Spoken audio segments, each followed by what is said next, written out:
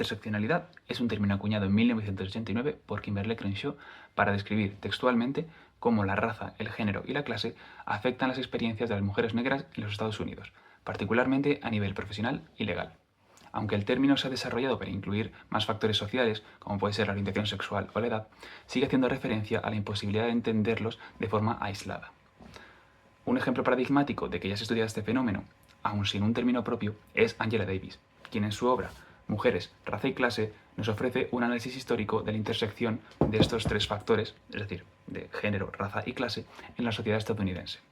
Además, complementaremos su análisis con las ideas de Nancy Fraser y otras pensadoras expuestas en su Manifiesto de un feminismo para el 99%, que busca orientar la lucha desde una perspectiva interseccional.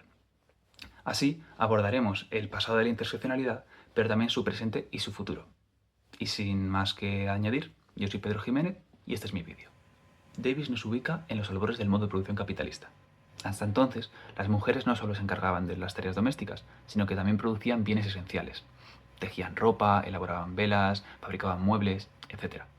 Aún no existía una separación tajante entre trabajo productivo y trabajo reproductivo. Sin embargo, con la llegada de la industrialización, la producción se trasladó a las fábricas. El trabajo reproductivo, al no tener remuneración, se invisibilizó y se empezó a concebir a las mujeres como un apéndice del hombre, cuyo sitio era el hogar. Sin embargo, apunta Davis, las mujeres negras y las de clase trabajadora no pudieron encajar en este nuevo modelo ideológico de mujer, pues seguían trabajando fuera del hogar. Así, la experiencia de las mujeres burguesas, las mujeres negras y las mujeres obreras blancas fue muy distinta. En el contexto estadounidense de principios del siglo XIX, hablar de mujeres negras es esencialmente hablar de mujeres negras esclavas. Estas trabajaban tanto como sus compañeros varones y en el hogar se repartían con ellos las tareas esenciales.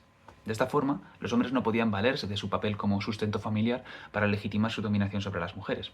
De hecho, los propietarios de esclavos no permitían ningún tipo de opresión por parte de los hombres negros hacia las mujeres en general, pues esto podía suponer una ruptura en la cadena de mando. Así, escribe Davis, las y los esclavos transformaron esta igualdad negativa que emanaba del hecho de sufrir la misma opresión como esclavos en una cualidad positiva, la igualdad caracterizadora de sus relaciones sociales. No obstante, las mujeres esclavas, además de los castigos propios de los esclavos varones, eran violadas para reducir su deseo de resistir. De esta forma, en tanto que mujeres esclavas recibían una opresión específica y mayor que la que recibían sus compañeros varones. Por otro lado, las mujeres burguesas, relegadas a sus nuevos papeles de esposas y madres, no tardaron en involucrarse en la lucha abolicionista. Sin duda, la asimilación ideológica del matrimonio burgués con una forma de esclavitud impulsó este fenómeno, pero Davis sostiene que tomó fuerza porque la lucha abolicionista permitió a las mujeres expresarse políticamente, es decir, luchar, implícita o explícitamente, contra el sexismo que les negaba sus derechos. La liberación de las personas negras llegó con la victoria de la Unión en la Guerra de Secesión, pero esta no vino acompañada del derecho al voto y a la educación. De repente, muchas mujeres que habían luchado por la abolición de la esclavitud se opusieron a que se les concediera estos derechos. Viendo que se priorizaba el derecho a votar del hombre negro, muchas sufragistas adoptaron un discurso eugenésico y racista para ganarse a los sectores más conservadores. Los clubes de mujeres blancas excluyeron a las mujeres negras, así que éstas formaron sus propios clubes desde los cuales luchar contra la violencia interseccional que sufrían como mujeres negras, que incluía la marginación socioeconómica, la violencia sexual y hasta los linchamientos. Las sufragistas blancas pensaban que el criterio decisivo en la lucha era el sexo, por lo que no solo ignoraban o abiertamente saboteaban la lucha antirracista, sino que también rechazaban la lucha de clases. En palabras de la destacada dirigente sufragista Susan B. Anthony, una oligarquía de la riqueza en la que el rico gobierna al pobre, una oligarquía del saber en la que los instruidos gobiernen a los ignorantes, o incluso una oligarquía de la raza en la que los anglosajones dominan a los africanos, se podría soportar. Pero esta oligarquía del sexo, que instituye a todos los hombres en soberanos y a todas las mujeres en súbditas, conduce a la discordia y a la insubordinación en todos los hogares de la nación. Davis identifica esto como una manifestación de ideología burguesa que impide a los sufragistas comprender que las mujeres negras y de clase trabajadora comparten una opresión con sus homólogos hombres, la de clase. Escribe Davis: aunque era realmente necesario combatir el comportamiento sexista de los hombres de su misma clase y de su misma raza, el auténtico enemigo, su enemigo común, era el jefe, el capitalista o quien quiera que fuese responsable de los miserables salarios, de las insoportables condiciones laborales y de la discriminación sexista y racista que sufrían en el trabajo. Y, de hecho, las obreras no abrazaron firmemente la lucha por el sufragio hasta que, a principios del siglo XX, entendieron el voto como una herramienta eficaz para la lucha por mejores condiciones laborales y mejores salarios.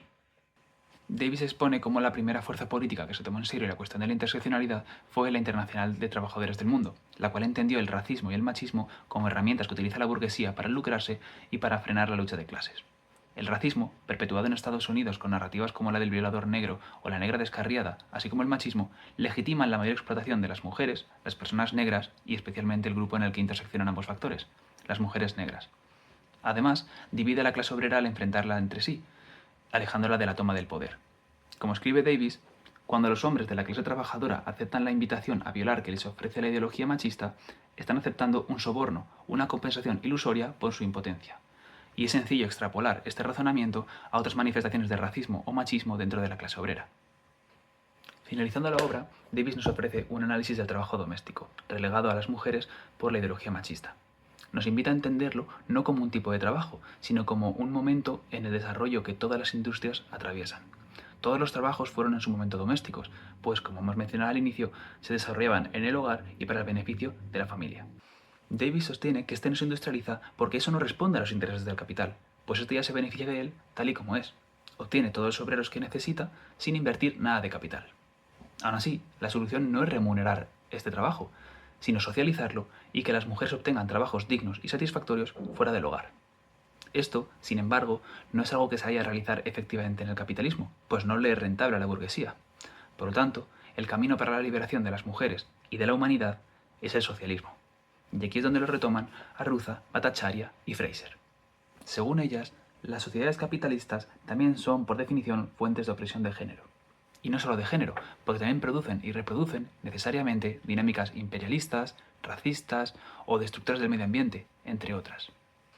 En sus palabras, la violencia en todas sus formas es parte integrante del funcionamiento cotidiano de la sociedad capitalista, porque el sistema puede sostenerse en sus mejores circunstancias solo con una mezcla de coacción bruta y consentimiento construido.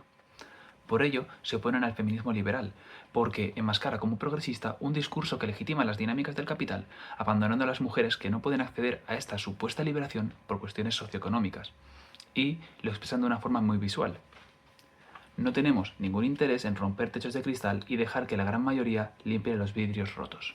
Similarmente, continúan, el capitalismo, por razones sistémicas, siempre ha creado clases de seres humanos racializados en las que se devalúa y se somete a expropiación a las personas y su trabajo.